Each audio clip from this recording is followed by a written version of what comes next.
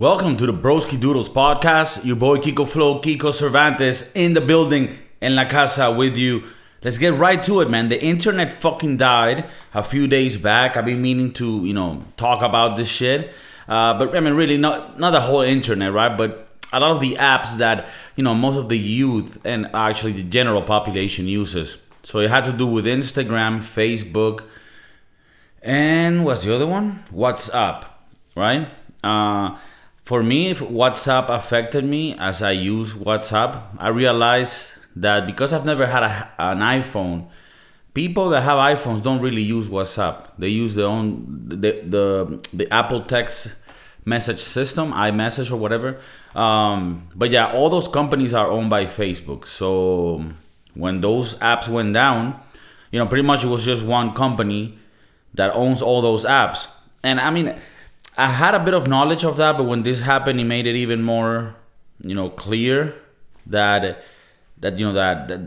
this was an issue. Because if you think about it, they are pretty much the main apps that everyone uses: Facebook, Instagram, and we can leave WhatsApp actually to the side. It's still important, but Facebook and Instagram is heavily used. Then after that, I guess you could say Twitter. TikTok is a weird one, but these are, I think, the main ones at the moment. And it made me realize, we're kind of going back to the times when we didn't have the internet, and there was just the channels on TV that controlled whatever you watched. Because now in the internet, it's pretty much controlled by certain companies. Yeah, you can make a website. Anybody can make a website, but at the end of the day, the internet, even though is free, right, and everybody can access it, you do depend on the search engines and the apps where people gather at. And the fact that one company owns all of these apps is actually, to me, a disadvantage.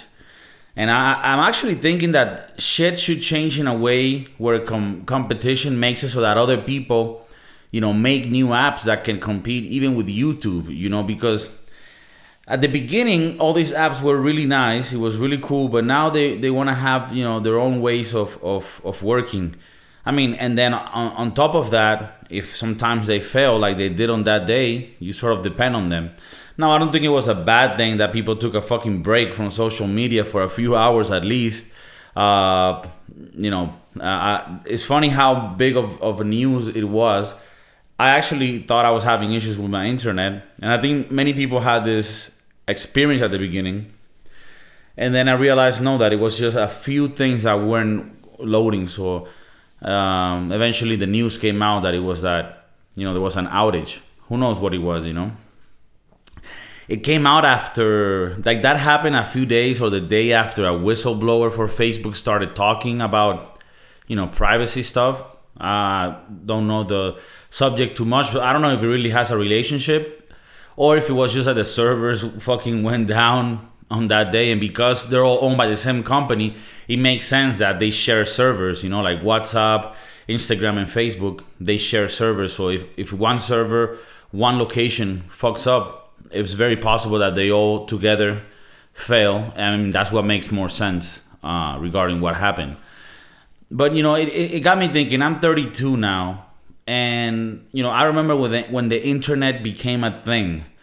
Internet was created in the 90s. I was very young then, but when it became like a thing that everybody could access, I was about 11, 12, and I remember that it was a very free world. It was very uncategorized. You had very shitty search engines, and you would land in very weird pages. So it was very free, very wild, wild west, where you could put anything, but it was very disorganized. And it feels like as the internet has gotten more organized and more categorized, it has also gotten less free. And for example, let's use the example of streaming apps. We left watching TV because we didn't want to be prisoners to those channels only and whatever they wanted to show, right? So then, things like Netflix came about where they started providing their own content, and you could, just sign up with them directly for a much cheaper price. But now a bunch of streaming services come up that sort of become the channels that we used to watch, and now many people pay for 2 to 3 streaming services or more per month. So at the end of the day, you're paying what you used to pay with your cable subscription. I mean, I don't know if it's a bad thing. It definitely has its pros, right?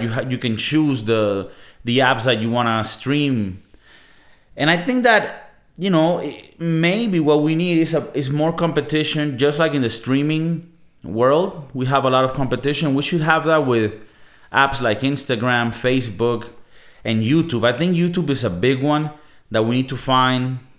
I don't know, a way that there could be a second thing, like a website that because if YouTube or other apps don't have fear that people could leave their platform, or that at least some of them can, then they're not gonna change. And I understand in many ways these apps wanna protect people from bad information and things that could harm, but at times it's getting to the point where it feels that it's biased, Like I was putting some shit the other day on Facebook. It was something like, I don't know, like a stupid comment, just like a funny thing, right? And before I posted it, Facebook was telling me, oh, what you're saying is out of context. Do you still want to post it and be responsible? Some shit like that. I was like, damn, Facebook is getting judgmental as fuck, It was telling me like what to say, literally. And it's weird because I remember, for example, on MySpace, there was no policing in MySpace. You could say whatever the fuck you wanted. And there was this magical thing about the free internet where anything went. And that is sort of made it so that you needed to be careful about where you went and what you searched. And you had to be sort of accountable for the things that you searched for. Part of what made the internet beautiful is that there was no gatekeeper protecting me from certain content. Like, for example, TV channels would, right? They would only show you the things they want to show you. The beauty about the internet was no, I want to see shit, and I myself want to be the one who decides what's good or not for me to watch. And that kind of is dying right now, I was listening to some podcast where they were talking about net neutrality, and it came up because recently, with the Netflix show, The Squid Game, I haven't seen it. Normally I'm a bit of a hater. Whenever a lot of people are following one thing, I don't want to go there because most of the time the masses are wrong, but every once in a while the masses like something that's actually good. And it could be the case here. A lot of people are praising it. I might watch it. But in any case, because this series, The Squid Game, had so many people watching it, in South Korea, the internet providers actually sued Netflix in South Korea because they are taking too much of the bandwidth, right? So it's hard to understand, but think about it like a very large water pipe, right? And the water is the amount of internet that you can send per second. And a large part of that pie was taken by Netflix because so many people were watching this series. And in South Korea, where they have net neutrality, it's a law that they passed there where not one company or website can get that much more bandwidth than other small ones. So you're supposed to protect the smaller ones. In the US, they don't have this. So what ends up happening in places like the US is that Netflix simply pays the broadband, the internet companies, some money so that they can exclusively leave for them a specific amount of bandwidth for them. So it's sort of like you're buying more or less speeding the internet to get to people. So I'm not really sure which one is more fair, because in one it's sort of like pay to win, but I don't know what's the best way to do it in that sense. But what I am trying to say is that because there is some sort of limit to the amount of things that could go through the internet, it is becoming a thing where whoever owns or controls the system ends up controlling who has actual access and accessibility to the internet. Not so much as a consumer, but as a provider. So if you're a content provider or even a product provider, in the internet, it's getting harder for you to be seen because the people at the top, they decide who gets seen, and there's so much content that it sort of gets diluted. It's weird, with the internet, you could tell that there's so much more content of less quality, and then that brings pros and cons. Like, some of the pros that it brings is that we have created a world where we have a lot of niche channels, right? Like, I like Warcraft 3. It's a real-time strategy game. And I could find channels that specifically talk about that game, and that's something that you wouldn't be able to find in the past. Like in TV channels, you might have found a TV channel that talked about gaming in general, but there wouldn't be enough people to have in a national, channel a thing about a specific game. But the internet made it possible that you could have very niche channels, like CrossFit channels, or people that like sewing or whatever the fuck. That's the beauty of the internet. And I think there's still good things that we can say about the state of the internet today and where it can go.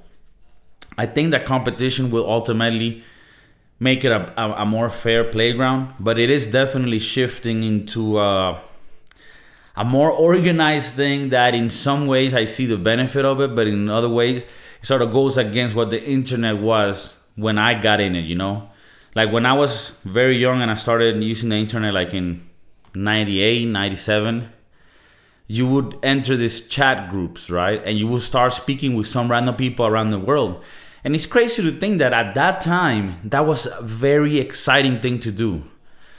In the Latin community, that was insane. I don't know if that was the case also everywhere else in the world, but at least my experience in South America, going to a chat place like where they had computers, you could rent a computer for like an hour or whatever. You would go into this cyber cafe, right? And you would just get into a chat room and talk to somebody across the globe. And that was insane. Like, my cousin met her boyfriend through there and shit. Like, it was insane. Like, and today you wouldn't do that. Like today, going into a website and speaking to some random people around the world, you don't do that. I mean, if you do that today in 2021, you're a fucking freak, right? Like, you're into some weird shit, But back then, that was normal. You would speak in a chat room with some random person, and that was exciting for us. It's crazy how the mind and the human shifts depending on what the technology is at the moment.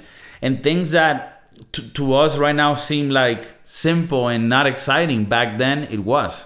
I mean, we're definitely in a time where we need a lot more stimulation to get excited. We don't have any sort of concentration for anything. We have a very short span of attention. For content creators, it's hard as fuck because how do I get your attention without your mind just fluttering to something else? There's so much content, and I don't blame you. There's so much things for you to watch out there that is hard to filter and to figure out. All right, I'm gonna do this, I'm gonna do that. You would notice that when I start my podcast, I go right straight to the topics. I'm not here talking shit, asking you to do this, do that, because I don't want you to fucking leave. I want you to be entertained right away and to gain and to feel like you're getting value by watching or listening to this podcast right away. I'm not here to waste your fucking time, man. I'm here to fucking just give it to you hard and fast and quick.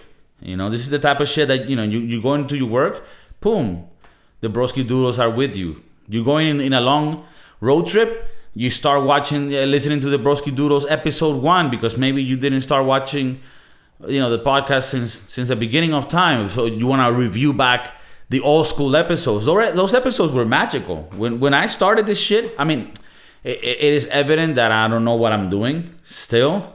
But if you listen to those podcasts, I mean, it was a fucking shit show, I mean, I didn't know what the fuck was happening. But they were very fun ones, Back then we had Steve, he was part of the Broskiedoodles. Now this is a solo ship that I've been fucking driving is for cars. If we're talking about a ship, right? You will be navigating the ship, I guess. Can't fucking think of what's the word for when you drive a boat. Obviously, it's not drive. Let's just call it navigate. It sounds very like like I'm fucking, I'm a seaman, So yeah, so I pretty much have the Black Pearl, the Broskiedoodles, and I'm navigating this baby, in the seven seas, But back in the day when this started, it was a two-man ship, and Steven, that motherfucker brought it. So watch those episodes, fun as fuck. But anyways, back to the topic, the fucking internet. It ain't free anymore, bro. We need to create another internet. I'm trying to look into what is the internet like. Can you and a bunch of friends organize some shit where you make a new internet and then we allow people to do whatever the fuck they want in the internet? I mean, obviously not violence, not real crimes, but you can talk about anything, it's free speech, like a free speech internet. I'm pretty sure it's complicated because I cannot be the first person that thinks that we should create a new internet. I'm pretty sure I'm not the first one. I don't even know how that would work, but that's like a great idea. Those are great ideas that you get when you're high, but they're not really good ideas. They just sound like great ideas in the moment. Like you're high with your friends and you're like, bro, you know how they're censoring everyone on the platforms, right? Bro, what? Bro, listen. Bro, what if we create a new internet, bro? And then people can go into that internet and they could just have free speech, man. That would, bro, we will get everybody to join our internet and fuck the other mainstream internet, bro.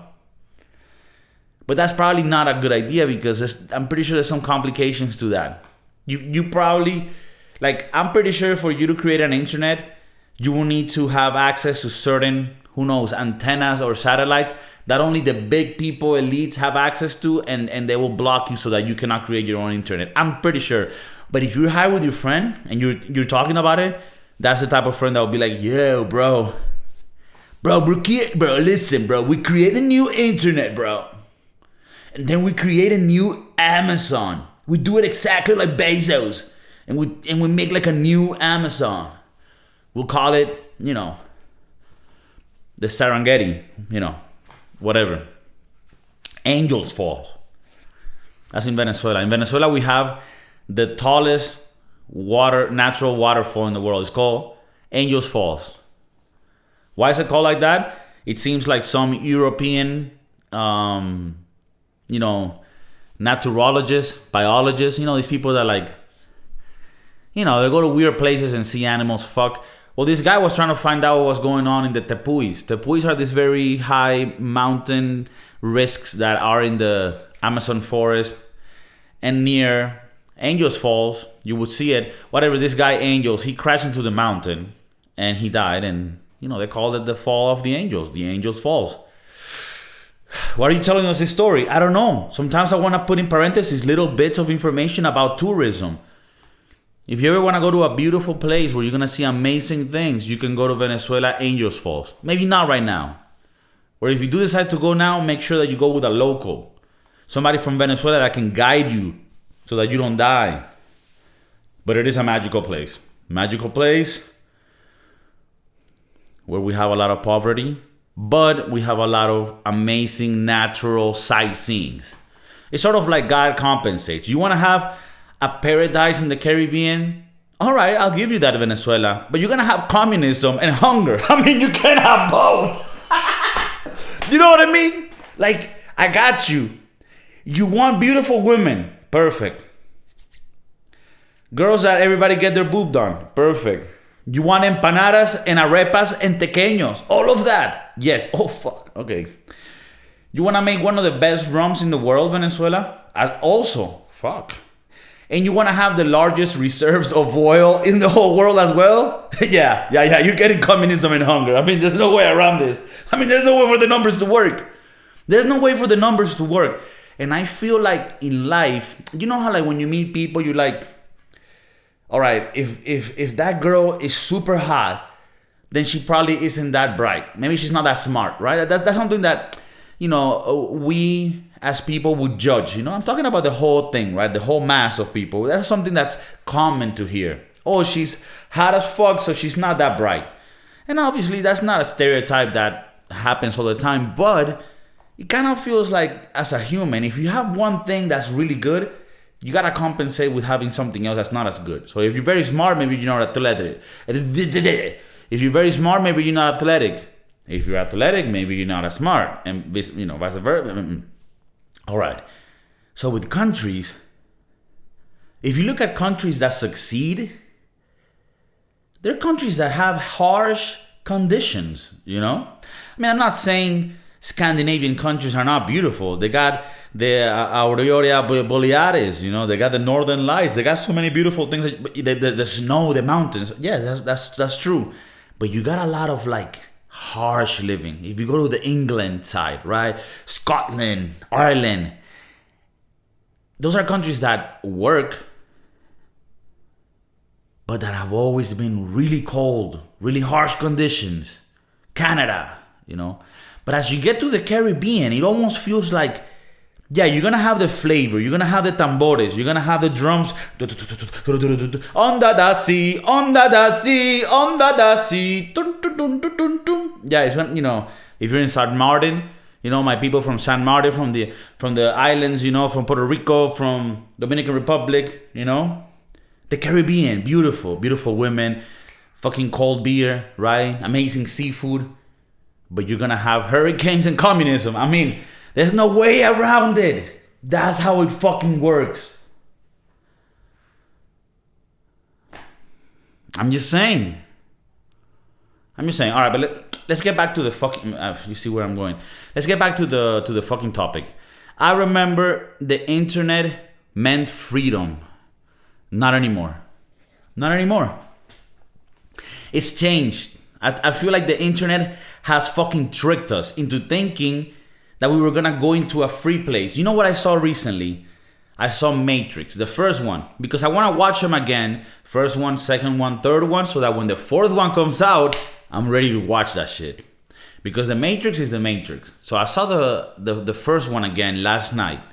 Fucking amazing. It holds up. It ages well. And in that world, it's a very deep movie because it talks about what we all think every day. Like, what is our purpose here? What happens when we die? And this movie sort of gives you like an explanation of what could be happening. Like, what if the world, everybody knows, what the Matrix is about. It's a simulation that we're living in, but we're really being fucking farmed by the machines, goddammit. You know the story? You know the fucking story, man. So what I'm saying is, what if now we're living in the Matrix through the internet, but willingly? It's not even like we're being, tricked into thinking that's the real world. We've accepted the internet as the real world. It's a very toxic place.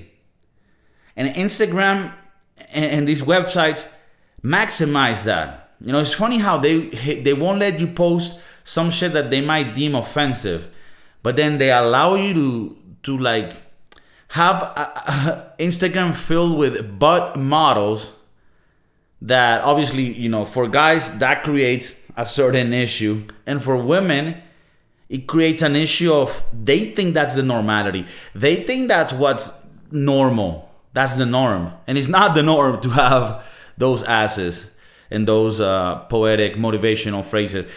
That's not the norm. People like to post about their happy times, and that's great, I'm a person I'm more private with my life. But I understand and I respect people that like to share their lives. And, some share more than others. I support it, I respect it.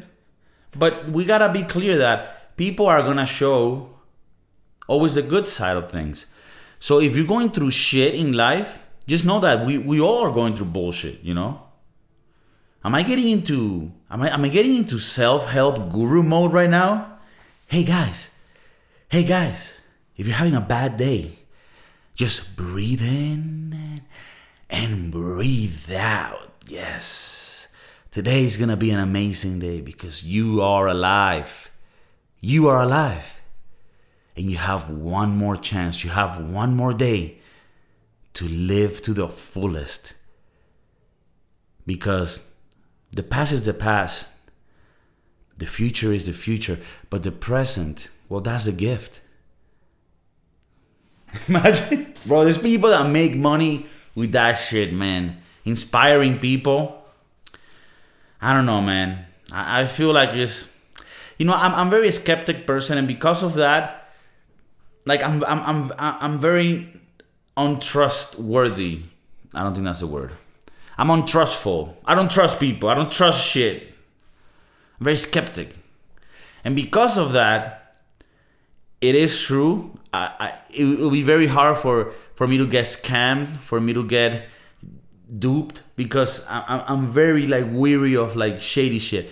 But I'm pretty sure I'm also missing opportunities because I think of everything to be shady, and sometimes there might be opportunities that I could have taken part of that would have been good opportunities, but I just don't. So you get the pros and cons, for everything, right? Everything has an action and an equal reaction, of course. So I mean, I just don't trust shit, I just don't trust shit. And because I'm not trustful of things, when I look at the internet take the route that it's taking now, I ask myself, what's gonna happen the day that Facebook doesn't allow me to post anything? What if they're like, oh no, sorry, you can't post that. That sounds too mean, And so whenever I see shit that just feels like could be a scam, that could be some shady shit going on, then that's when I get, weary. That's when I back out. But I guess I also get worried about what's gonna be there left for people that wanna share content, but the internet doesn't allow them. Are we gonna have gatekeepers again, like back when we had TV channels that controlled all the content, and if they didn't want you, if they didn't like you, we talked in the last episode a bit about Norm Macdonald, who passed away, one of the best comedians that ever did it, and he got fired from SNL for joking too much about O.J. Simpson. And back then, those were the platforms. If you fucked with them, they would fuck with you, and you wouldn't have a way of working if you were an entertainer. Nowadays, we have the internet, which is amazing.